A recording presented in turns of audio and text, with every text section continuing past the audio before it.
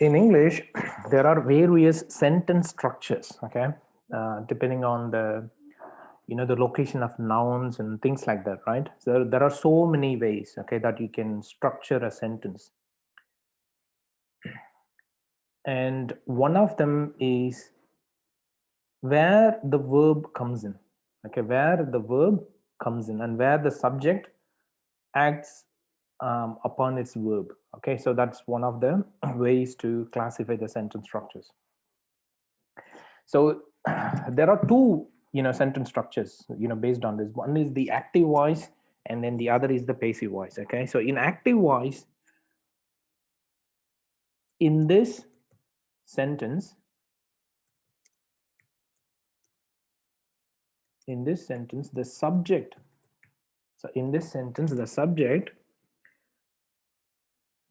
that acts upon the verb comes in the beginning of the sentence. Okay, in the beginning of the sentence. I mean, okay, let me give you a couple of examples. Okay, all right, example.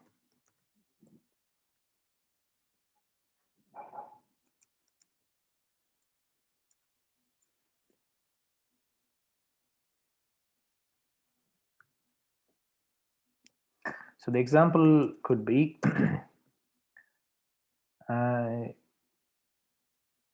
he ate bananas. Okay, I'll just give you the simple examples firstly to make you understand. Okay, and then we'll go through the medical terms and examples as well. So in the active voice, the subject which carries out the action should come first.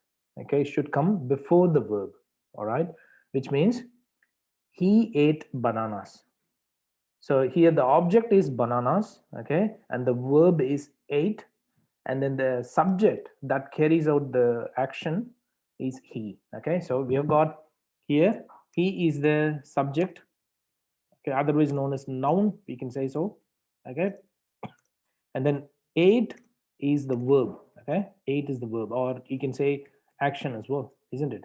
Okay, and then bananas is the object. Okay, all right. Now this is what we call the active voice. Active voice sentences are not beneficial for you if you write down the letter in the OET examination or PT or IELTS, whatever the examinations that you write. Okay, in the writing section, you need to avoid active voice sentences as much as you can. You have to use the passive voice only. Okay, all right. Let's go through the passive voice. What is the passive voice? Let's say the passive voice is the one where the subject that carries out the action will be told in the end or will not be told at all. Okay, so in passive voice, okay, I will give you the same example so that you will get to know how we can do it. Okay, so in this sentence structure,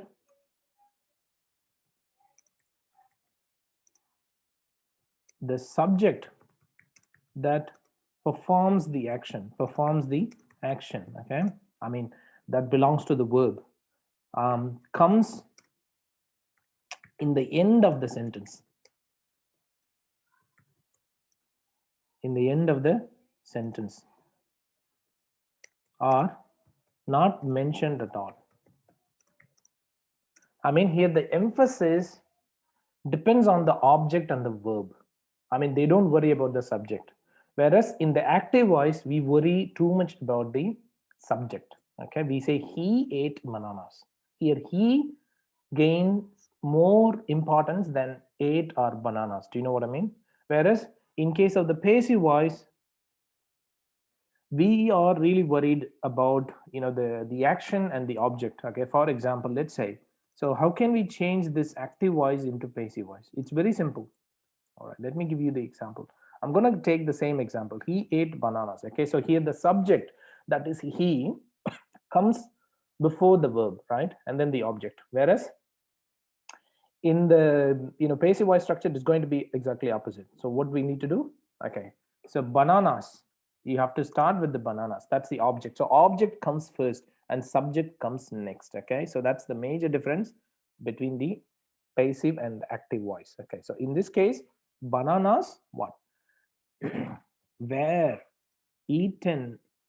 You can simply say were eaten or were eaten by him.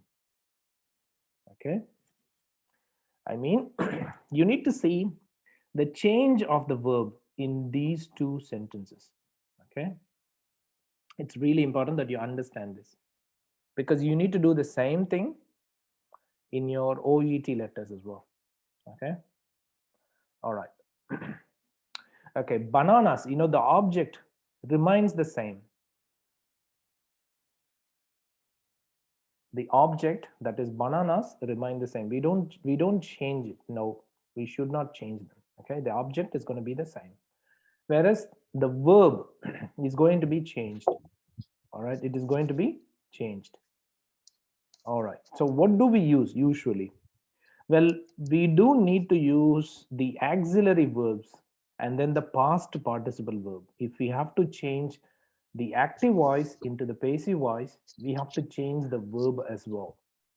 Okay, here in this case, by him, so we're going to tell, you know, who has done this action, but this one doesn't have much relevance. I mean, you can, you know, they would like to focus more on this action and then the object.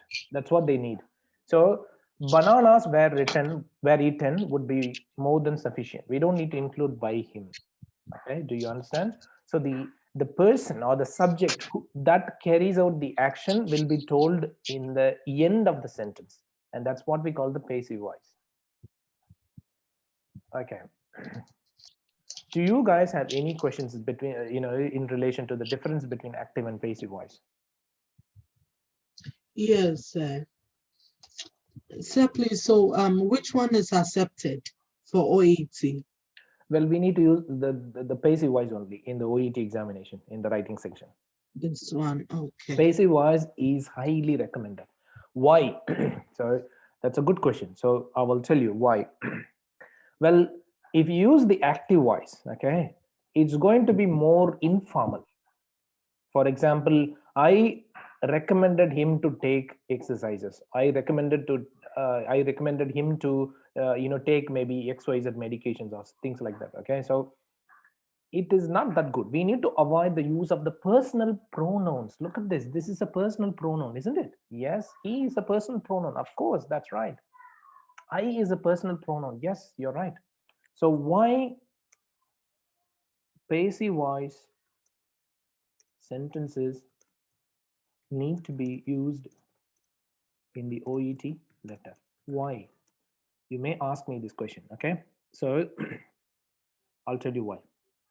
So one thing is, well, the OET letter is 100% formal. Remember that. No informal words at all. Please don't use them. Okay, so this is the bottom line of the OET writing section. Okay, so OET letter is 100% formal. As a result, if you use personal pronouns such as I, we, me, my, you, your, yours, his, him, her, and so on, too much, they make the letter inclined towards the informal side of the writing. So they make the letter, you know, like an informal you know, situation. So it's not good. We don't want it happens. We shouldn't do that. And that is why it is highly recommended to use the passive voice structure as much as you can in the letter. Do you understand the reason behind it? So, Okay. so Does sir, any please, Yes. sorry, another. So, if let's say, is it okay for you to say he was recommended with daily exercise, or you have to say daily exercise was recommended for him. Second one is most preferred. That is what I would like to tell you. You have to tell, Okay. the object. Do you know what I mean? Don't worry about the subject, okay? Because we are writing a letter about the patient only. You don't need to say every time like he was recommended, he commented on this, he did this one, he did that one, she did this one, she did that one. No, it's not needed, because all these things were in relation to that particular patient only, right? So why we need to use the same personal pronoun again and again and again and again? You can use them, that's not a big deal, but keep it to the minimum, okay? Do not overuse them. I saw so many letters that were written by my students in the past, um, with the lots of informal phrases plus active voices, okay? So I'm going to show you a perfect example letter where the student has written down so many active voice sentences, okay? And we'll also go through how we can change them into passive voice. I'm going to ask you guys some questions as well, okay? So let's go through them. Are you able to see the screen? Is it okay? Okay, all right. Let's go through this one here. Okay. Look at this. Please continue with the daily dressing to preserve skin integrity. Okay, let's go through this particular sentence. Okay, please continue with the daily dressing to preserve skin integrity. Okay, so what she has done is she's asking the addressee, okay, and it's simply, I mean, like, she didn't use you here, but it is indirectly given here. Do you know what I mean? For example, wait please, okay, it does mean you wait please, okay, but we don't use the second form of the second person verb, sorry, noun, in front of the sentence. We don't say you wait please, you come here. We use wait please, come here, go there, and things like that. So when you look at this sentence, it contains the same second person noun here. Please you continue with the daily dressing to preserve skin integrity. Okay, this is not good. This is not good at all. No. And never use please too many times. It's okay. Don't try to cheat the OET examiner by using so many please so that it looks like a formal letter. No. It doesn't convey the polite language. Okay, I have seen a couple of letters from my students, but I would like you guys to be away from such things. Okay, so it's not good. All right. So there is a way to write down what you can say, the formal language, the polite phrases. Okay, so try not to use these kinds of things. What do we need to do? What would be the best way to change it? Okay, I would like to ask you guys, maybe one of you guys. Okay, um, uh, Frida, would you like to convey this information in the passive voice structure? Would you be able to do that?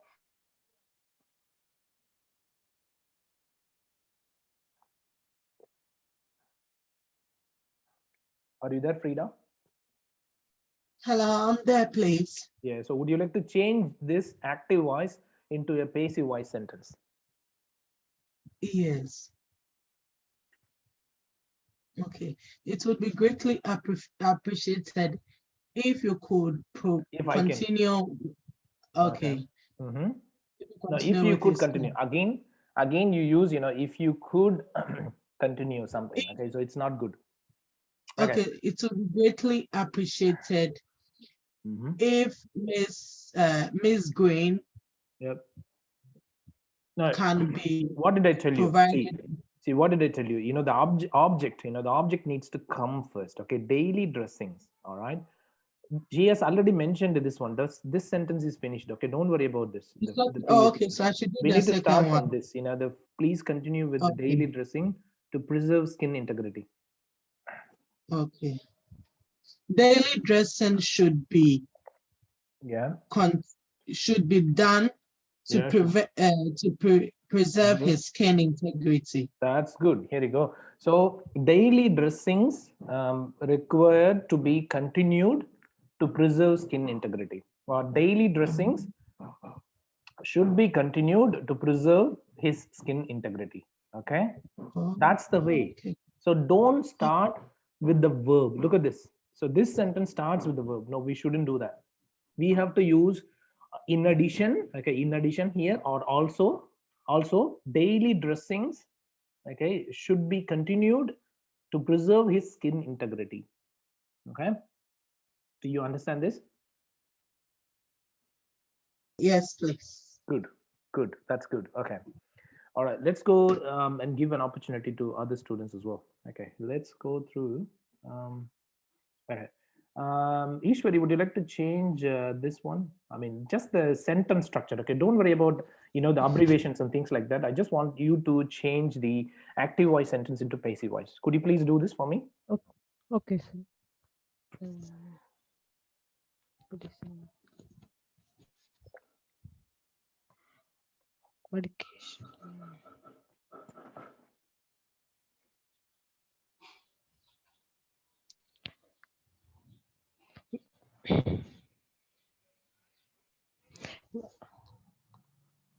The medication. Yeah. So you should mention all these medications first. Medicine, yes, sir. So you can say medications including, Medicine. and then this one, this Okay. one, this one, this one Okay. have been prescribed. Prescribed. Have been prescribed. Okay, so you mention all the medications, and then you can mention Okay. have been prescribed.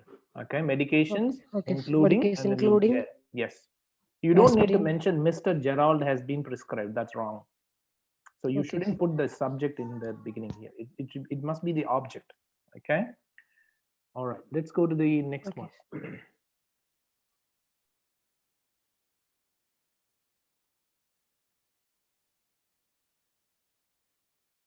Okay. Alice, would you like to try this one? Okay. Is recommended for Recommended for continued observation monitoring. observation monitoring. So she has written on two things together. They are the same thing. Observation and monitoring, isn't it? She should have written on only one of them anyway. Yes. So can you please change this one? Observation. Okay. Observation.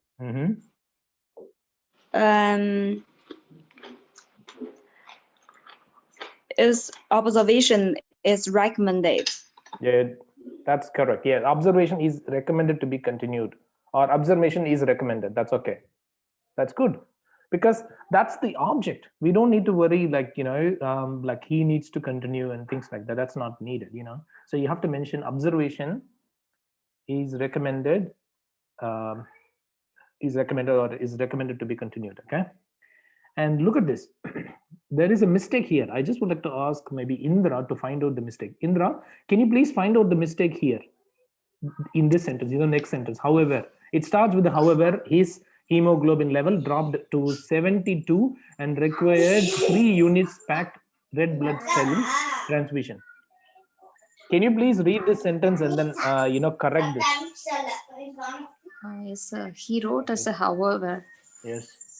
It should not be actually. His hemoglobin levels has been dropped to 72 and required 3 units packed red blood cell transfusion. His blood level is normal upon discharge. This is his hemoglobin level was dropped to 7. Exactly, you're right. Hemoglobin level is an object, and unfortunately what she has done is she has written down the verb without the auxiliary verb. Okay, that's wrong. So hemoglobin level cannot drop itself. No, we can't. So his hemoglobin levels was dropped. Okay, his hemoglobin level was dropped too. That's one that's one mistake. And what's the other one? Can you please tell me the other one? And 3 units packed red blood cell. 3 units of blood packed red blood cell was transfused. Okay, it's not was transfused, but it's correct what you have told. It's were transfused, because 3 units. Units, so she must have mentioned and 3 units of packed red blood cells were transfused. Okay, were, it's WERE, were transfused. Okay, but what she has done, she has used this one required something, okay, and then cell transmission. This is incorrect actually. All right. Do you guys His hemoglobin. understand? Yeah, sorry. What's that? His hemoglobin level was dropped to 7, so 72. he required 3 units of red blood cell transfusion. Okay, so No, that's wrong. And he it's required. quite confusing. No. Yeah, I think she didn't write. But what she wanted to do is that, and he required. Okay, she wanted to write like he required something. Okay, but unfortunately he cannot go in the beginning. Only the object needs to go before the verb. Okay, required is the verb. Okay, or whatever it is. Okay, so and 3 units of packed red blood cells were transfused. Okay, were transfused. Remember that. Yes, sir.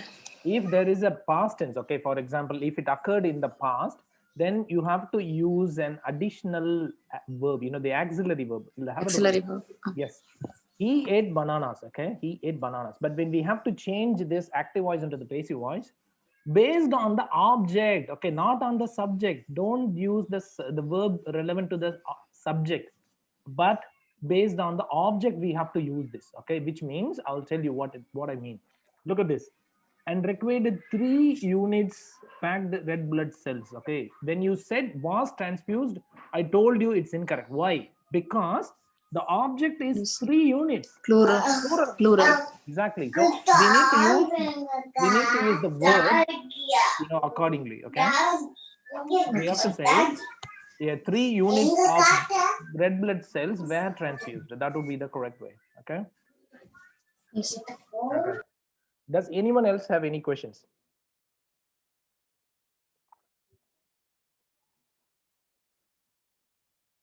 All right. Yeah, the session is going to finish now in 5 minutes. Could you guys please join back if you don't mind?